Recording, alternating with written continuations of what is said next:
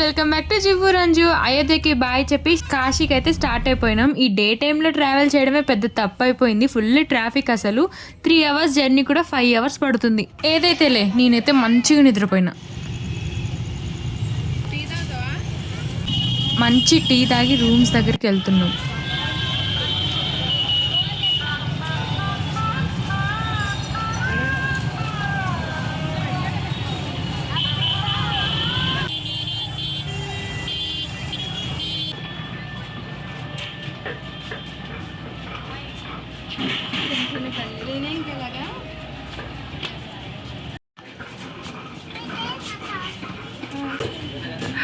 కుక్క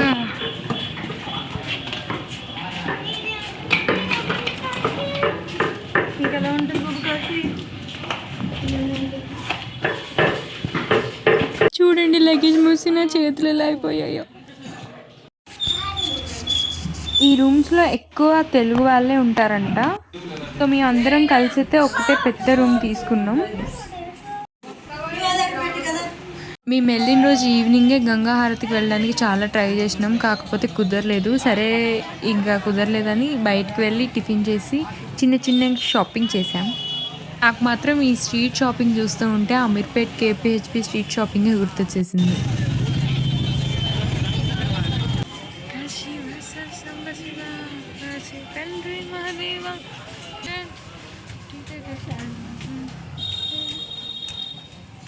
మనం తిరిగి వచ్చేలోపు క్లోజ్ అయిపోతాయేమోరా.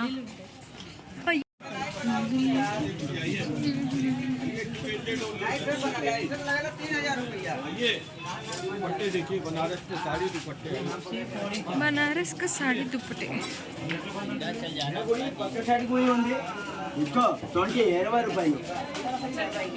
తెలుగైనా.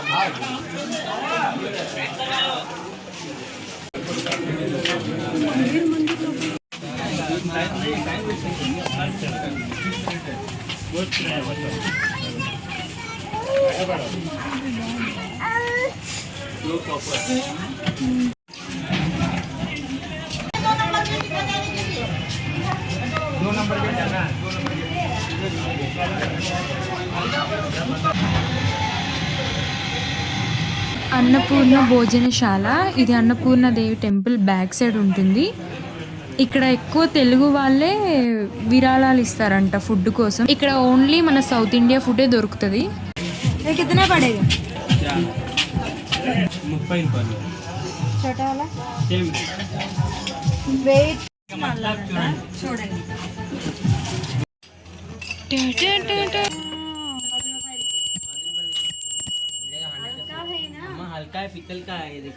చోటు మందేనా ఇది? 300 लगेगा एकदम. लकड़ी का है, मजूरी 200 रुपये लेता है. चले 200 पे दो. 200.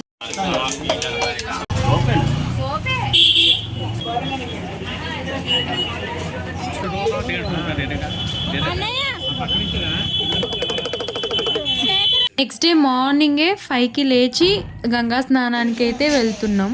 చలి అనకూడదని చెప్పా. ఎప్పుడైతే స్టార్ట్ అయినప్పుడు చలి అనకూడదు. స్నానం చేస్తే చలి స్నానం అలవాట్లేదు. ఎందుకు అలవాట్లేదు? తప్పే నదిలో అలవాట్లేదు.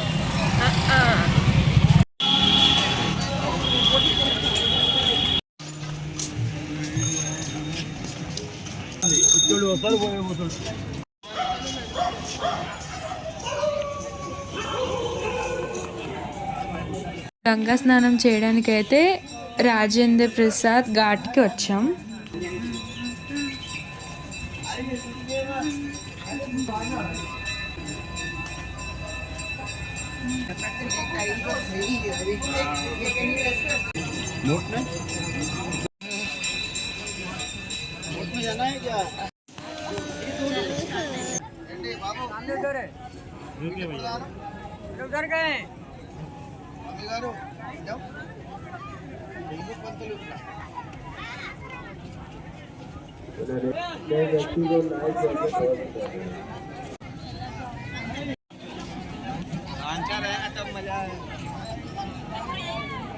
చిన్నగా చూసుకొని వెళ్ళు.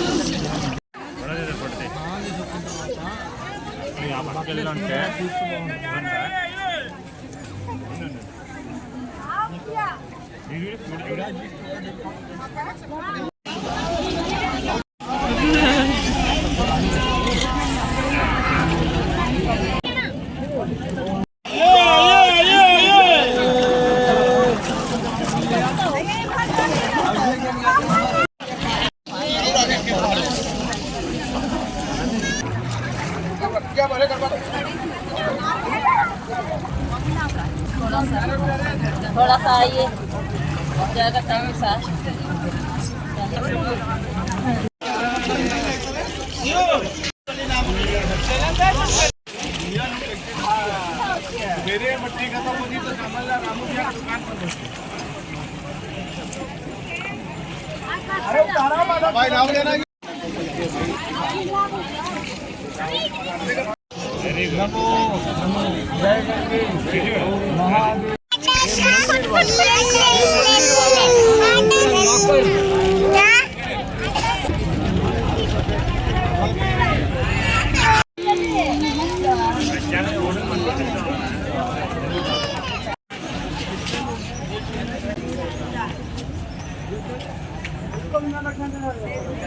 లాస్ట్ టైం మేము వచ్చేటప్పుడు ఇక్కడ ఏ సెక్యూరిటీలో ఎందుకు కుక్కలు నేలెడుతున్నట్టున్నారు.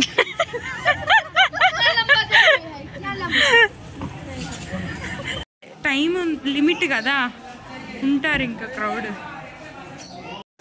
ఎవరు వీళ్ళ? గంగా స్నానం చేసిన తర్వాత అయితే వారాహి మాత గుడికి వచ్చాం. ఈ గుడి ఓన్లీ 6:30 నుంచి 9:30 వరకు మాత్రమే గుడి ఓపెన్ ఉంటుంది. ఎందుకంటే నైట్ అంతా నిద్రపోకుండా కాశీని కాపాడతారు కాబట్టి పొద్దున వచ్చి అప్పుడు నిద్రపోతారంట. 9:30 తర్వాత ఓన్లీ 4 అవర్సే గుడి ఓపెన్ ఉంటుంది. అందుకే ఫుల్ క్రౌడ్ ఉన్నారు. అసలు ఈ జనాల్ని చూసి మేమైతే ఈరోజు దర్శనం అవుతుంది అనుకోలే, కానీ తొందరగానే పంపించేశారు. ఈ గుడిలో మాత్రం అన్ని గుళ్ళలాగా గర్భగుడిలో అమ్మవారి దర్శనం ఇవ్వరు. గర్భగుడిలోకి వెళ్ళినాక కిందికి చూడాలి. కిందికి చూస్తే అక్కడ అమ్మవారి విగ్రహం ఉంటుంది. అండ్ అలానే ఈ గుడికి వెళ్ళినప్పుడు మాత్రం మీరు వీడియోలు ఫోటోలు అస్సలు తీయకండి, ఎందుకంటే వాళ్ళు గుంజేసుకుంటారు. నా ఫోన్ కూడా తీసుకున్నారు. అసలు ఈ వీడియోలు ఫోటోలు గుడిలో ఎందుకు తీయకూడదని నాకు తెలీదు. ప్లీజ్ ఎవరికైనా తెలిస్తే కామెంట్ చేయండి. Anyways, thanks for watching. Vlog అంతా కంప్లీట్ అవ్వలేదు, నెక్స్ట్ వీడియోలో కంటిన్యూ చేసేయండి. బోయ్.